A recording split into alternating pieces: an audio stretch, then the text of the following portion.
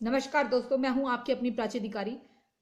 दोस्तों, एक बयान पूजा बेदी ने दिया है और कहा है कि मिलिंद सोमन की तस्वीर का बचाव करते वक्त अगर ये नग्नता है और इसके लिए अगर गिरफ्तारी बनती है, मुकदमा बनता है, केस बनता है, तो फिर समस्त नागा साधुओं को भी नग्नता के लिए जेल में डाल देना चाहिए।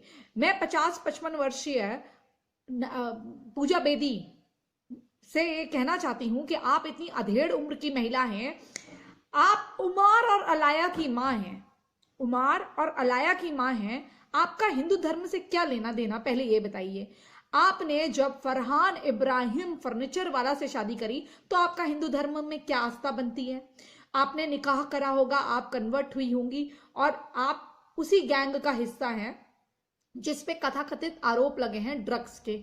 तो मैडम, ऐसा लगता है आंटी जी, आपने शायद कुछ नशा, आपका डिप्रेशन की कोई गोलियां या कोई नशा जो है ज्यादा हो गया, या कोई डिप्रेशन की गोलियां लेनी आप भूल गई और उसकी हताशा में आप कुछ कुछ बोल गई। और मिलिंद सोमन के लिए भी मैं ये बोलना चाहती हूँ कि हमें लगता है कि एक सॉफ्ट कॉर्नर की, देखिए मिलिंद सोमन ने एक बयान दे दिया कि उनके फादर जो थे आरएसएस की शाखाओं में जाया करते थे, ये था वो था।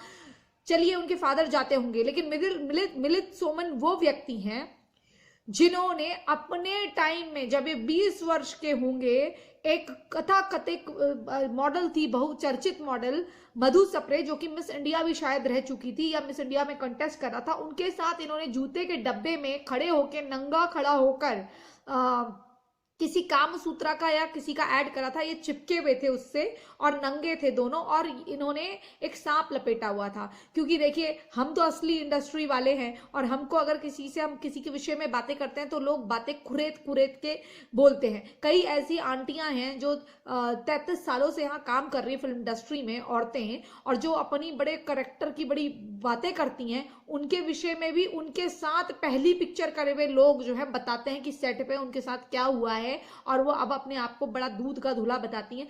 तो इनके सब के कत्थे चिट्ठे मुझे मालूम होते हैं, क्योंकि हम इंडस्ट्री के हैं। एक इंडस्ट्री के आप हो तो आपको हर इंडस्ट्री की खबर लग जाती है, आपके नेटवर्क होना चाहिए।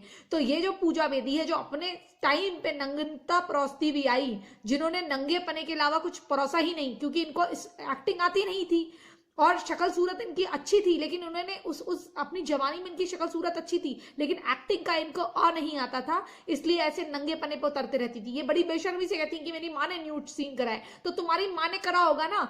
अगर तुम लोग कहते हो कि नागा साधु, एक से तुम नागा साधु के बारे में क्या जानती हो, पहले बताओ। नागा साधु जो अपने पिंड दान करके आते हैं, 250-300 साल, 2,500 साल पुरानी, 3,000 साल पुरानी परंपरा है। जो नागा साधु हमारे अयोध्या मंदिर को बचाते बचाते मर गए, ये हमारे इंडिया की एक पौराणिक आर्मी है, ये हमारी मिलिट्री है इंडिया की, समझे तुम। जब तुम्हें सनातन का कोई ज्ञान नहीं है तो बकवास मत करा करो। सनातन की प्राचीनतम आर्मी में से एक है नागा साधुओं की आर्मी। ये मुगलों से लड़ा करते थे। इन जब जब धर्म के योद्धा कहा जाता है तो नागा साधुओं का नाम आता है। नागा साधु जो अपने पिंड दान करके आ जाते हैं, जो शमशान में भी जाते हैं, जो मरी हुई लाश है उसको इतना इनका त्याग होता है कि समस्त सारे जीवन से नाता तोड़ के नागा बनते हैं, सिर्फ धर्म की रक्षा के लिए। तुम क्या जानती हो नागा साधुओं का त्याग? मैं कहती हूं, नागा साधुओं से भी रिक्वेस्ट करती हूं कि अगर आप लोग अपने पुरानी सभ्यता को फिर से ले आए, तो ये जो हमारे सनातन का मजाक और मखौल उड़ाने वाले लोग हैं ना, इनकी हिम्मत ना हो। और मैं समस्त सनातनियों से रिक्वेस्ट करती हूं, हर प्रदेश में 1-1, 2-2 मुकदमे इनके खिलाफ दर्ज करो, ताकि इन विध्वंसियों को इनकी औकात आ जाए। ये वो लोग हैं जिनका हिंदू सनातन धर्म से कुछ लेना देना नहीं है। ये क्यों नहीं मुसलमानों के खिलाफ टिप्पणी करती है? क्योंकि ये खुद मुसलमान है, समझे। ये सिर्फ नाम लेती है। मुझे एक कोऑर्डिनेटर ने बिल्कुल सही कहा था कि मैडम, यहाँ पर ऐसे ऐसे लोग हैं जो हिंदू नाम लिखते हैं लेकिन है मुसलमान या किसी अन्य धर्म के हैं। तो पूजा बेदी, जब तू जब हिंदू ही नहीं है, और अभी 2 साल पहले इसने सगाई करी है, माने कॉन्ट्रैक्टर से सगाई करी है इसने, 48 ईयर्स की एज में इसने सगाई करी है। 48 तो लिख रही है, इसका मतलब 50-55 साल की तो वैसे ही उसी वक्त होगी। अभी 50 साल की बोलती है अपने आप को। इतनी बड़ी औरत अधेड़ उम्र की इस तरह की बकवास करती है। जा बोल के दिखा मुसलमानों के खिलाफ, बोल पैगंबर के खिलाफ टिप्पणी कर, फिर देख तेरी गर्दन कैसी काटी जाती है। बकवास करती है फालतू औरत। मैं कहती हूं इसके खिलाफ मुकदमे दर्ज कराओ, तब इसको मालूम चले और जा तू नागा साधुओं के साथ रह के दिखा, तब तेरे को मालूम चलेगा कितना त्याग करते हैं। उमार अलाया की मां, अपनी औकात में रह, हिंदू धर्म के बारे में कुछ बकवास मत कर, समझी? बुढ़िया होने को आई है, अपनी उम्र देख और किस तरह की बातें बोल रही हूं ये देख। बेवकूफ औरत, बकवास करने में लगे रहते तुम लोग। इसलिए बोलते हो ना, जब तुम्हारा सनातन से कुछ लेना देना नहीं है, क्यों बोलते हो सनातन के बारे में?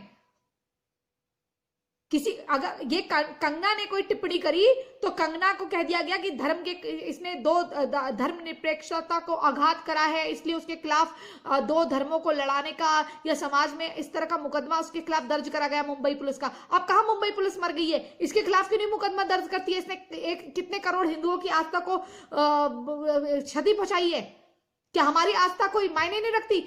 मैं बोलती हूँ एक बात याद रखना, आज आप किसी को भी पकड़ पकड़ के जेल में डाल दो, और हिंदू सनातनियों से भी बोलती हूँ कि आप जेल जाने के डर से मुंह खोलना बंद मत करो। ये यही चाहते हैं कि हम मुंह खोलना बंद करें, हम दिवाली में पटाखे जलाना बंद करें, इस तरह की बातें करते हैं। ये इसलिए करते हैं ताकि हम डरे कुचले रहे और ये हमारे देश में हमें ही डरा दे। ये कितने लोगों को जेल में डालेंगे, ये कितनी आवाजें बंद करेंगे?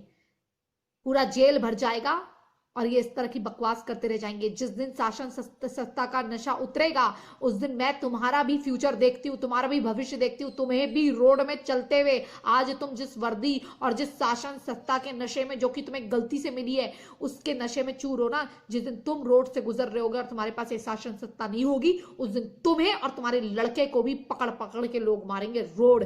और क्योंकि तुम जनता का इतना गुस्सा उबाल आ रहा है, तुम्हें देख लिया जाएगा और तुम्हारे घर वालों से भी वो बदला निकाला जाएगा। मैं ये बोल रही हूं, ऐसा हो सकता है क्योंकि ऐसा ही होता हुआ आया है। जब आपने किसी की आवाज को इतना दबाने की, किसी समुदाय की इतनी कोशिश करी है, और जो समुदाय सबसे उदारवादी रहा है, जिसने शांति का प्रतीक चिन्ह जो रहा है, उसको आप भड़काते जा रहे हैं। लेकिन एक दिन आने वाले वक्त में आपके लिए बहुत घातक होगा। इसी संदेश के साथ मैं ये संदेश देते हुए जा रही हूं कि आप होश में आ जाओ और इस तरह के जो लोग हैं इनकी बकवासों को सहन मत करो। हर प्रदेश में 2-2, 3-3 मुकदमे दर्ज करो ताकि इनको आर्थिक नुकसान हो और इनकी अकल ठिकाने आए, ताकि इनको पता चले। 4-4 लॉयर, 10-10 लॉयर ये हर प्रदेश में रखे ना, तो इनके बाप ने जो इस तरह के नंगे पन्ने से इनके माँ बाप ने पैसा कमाया, इन्होंने जो गंदी कमाई है। और ऐसी वो शोभा डे बोलती थी, क्या बोलती थी कि गौ का मांस हो या मुर्गी का मांस हो, क्या फर्क पड़ता है? हाँ, तो वैश्या में और हीरोइन में फिर क्या फर्क पड़ता है? लोग भी सही कहते हैं। फिर तो अपनी माँ के साथ सो जाओ, तुम अपनी माँ के साथ, तुम्हारी माँ हो या तुम्हारा बाप हो, उसके पति हो या बाप हो, उसके साथ सो जाओ, क्या फर्क पड़ता है? अपने बेटे के साथ सो जाओ पूजा बेदी। मैं तो तुम्हें यही बोलूंगी। तुम हमारे हिंदू भगवान के बारे में या हिंदू लोगों के बारे में ये बोलोगी तो हम भी यही बोलेंगे तुम्हारे बारे में। होश में आ जाओ, अपने बुढ़ापे का जो बुढ़ापा है ना ढंग से गुजार लो, नहीं तो जेलों में गुजरेगा तुम्हारा जो बुढ़ापा है। इसी संदेश के साथ जय जय हिंद, जय जय भारत, वंदे मातरम।